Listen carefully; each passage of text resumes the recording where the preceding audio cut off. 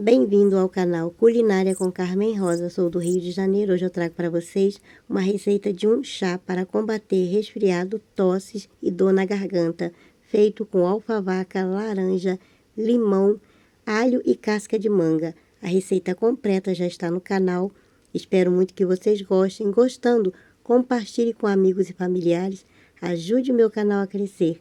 Vou ficar muito grata e feliz com a presença de todos vocês aqui juntinho comigo. Meu canal é cheio de dicas e receitas práticas e maravilhosas. Vem comigo!